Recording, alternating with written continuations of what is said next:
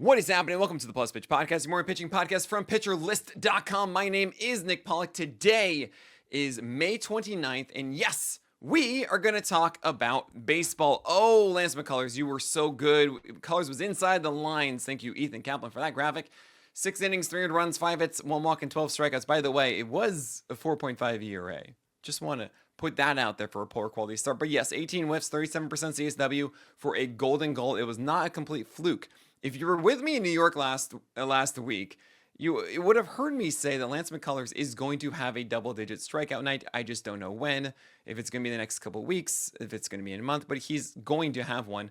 Didn't think it would be in just a week, but here we go. With the curveball being incredible, the slider being a very stable pitch, lots of strikes in this. He was filthy. Thing is, Lance McCullers is also still erratic. And he's going to have nights like this, and then he's not. It doesn't always depend on an opponent.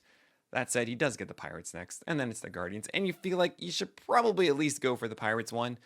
It's still a low floor. It still could be 4 innings of 5 walks in there, and the whip might not be something that helps a lot. This was a 1 whip game with a 4.5 ERA. Keep that in mind. Just be happy that you got this lovely strikeout game for McCullers here. And yes, I would pick him up against the Pirates. Speaking of the Pirates, you have Paul Skeens. Ace is going to ace. Nothing strange there. He's not going to be in the top tier with, or not really the very top with Skubal and Wheeler, because he's not really capable of going 7+ consistently.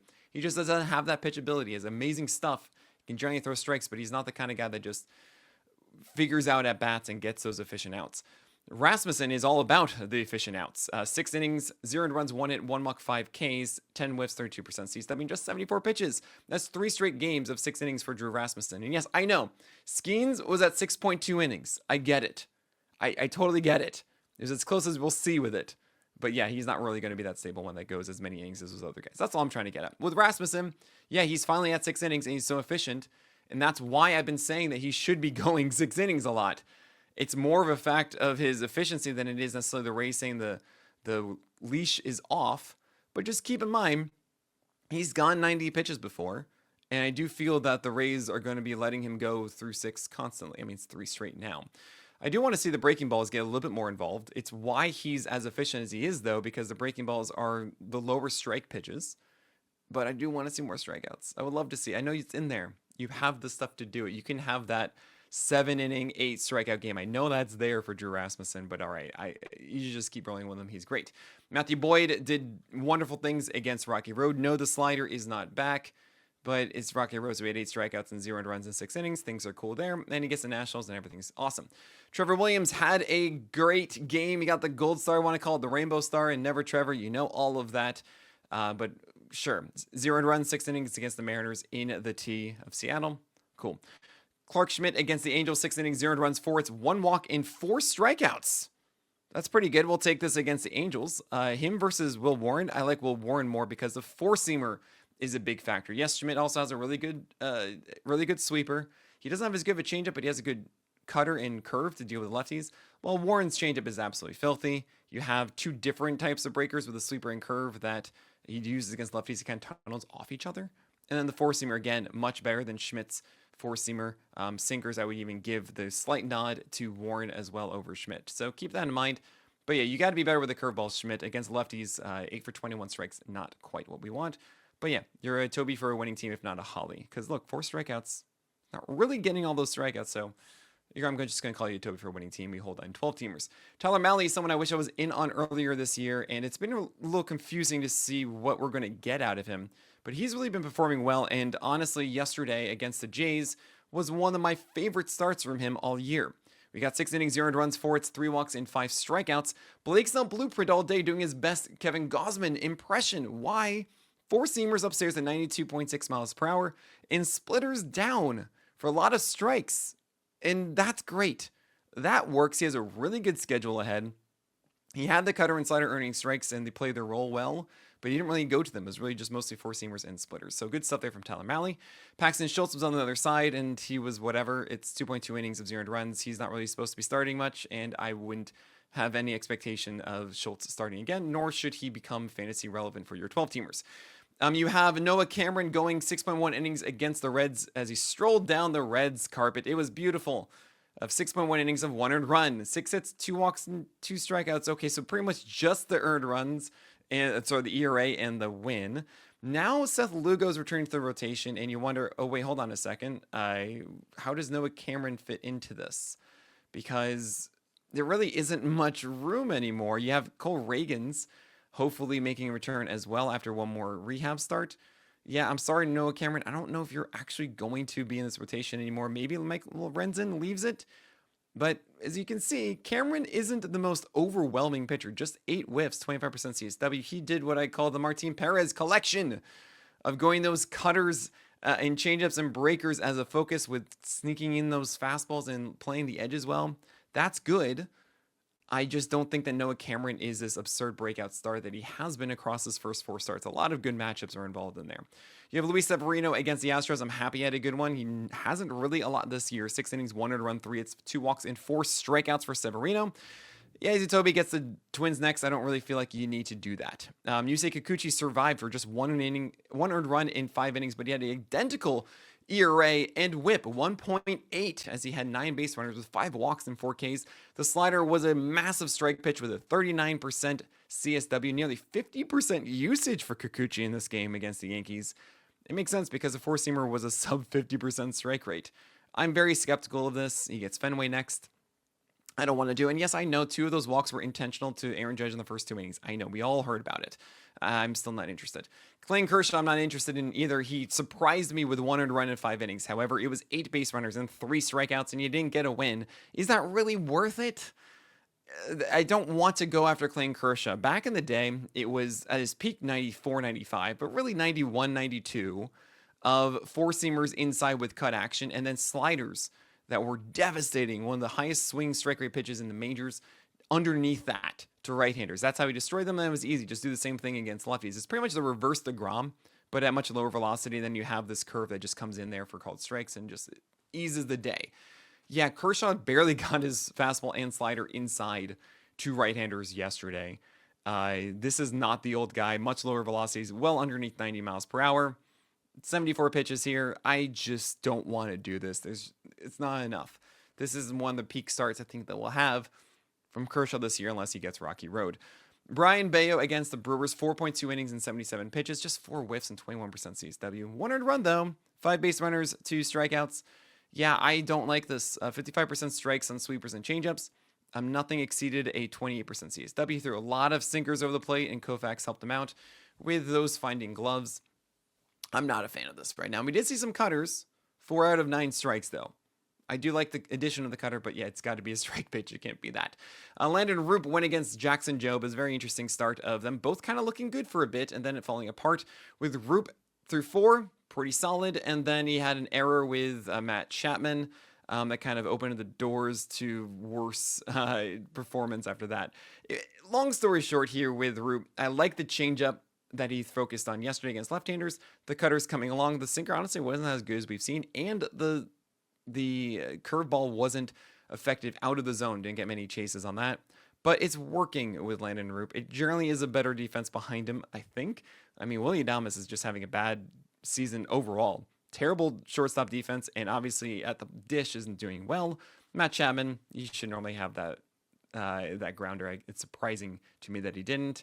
I hope he gets to 6 frames in the future. I think efficiency is a big thing, and hopefully that change up to lefties is developing enough to give him that. Hunter Green, 5 innings, 2 earned runs, 7 hits, 1 walk, and 3 Ks. He's not ace is going to ace. Why? Because the slider is only at 60% strikes. That needs to be at 70%. That was the biggest thing. Not the velocity, believe it or not, but the slider returning so many strikes. Maybe it was a product of the velocity. It's possible. But he was at 98, 99 here, and 100 in the previous one. We still have only seen 60% strikes. That is the difference maker between last year and this year for Hunter Green. Hopefully we get that back. It's just the second start after his IL stint, and I'm going to give him one more at least to maybe consider, hey, look, this could be that ace is going to ace guy. Otherwise, we're going to have him around the 20s throughout the year of the list. You have Tanner Gordon going against the Cubs away from Coors, and he went 4.2 innings with 200 runs, and okay, whatever. Colby Allard was asked upon by the Guardians to go against the Dodgers, and he survived 4 innings of 200 runs. Wow. Okay, Drala, you do you. Freddie Peralta against the Red Sox in Fenway. Actually, I'm so sorry, not in Fenway. It was in Milwaukee. 5 innings, 300 runs, 6 hits, 3 walks, and 6 Ks. Ugh, he just couldn't put batters away.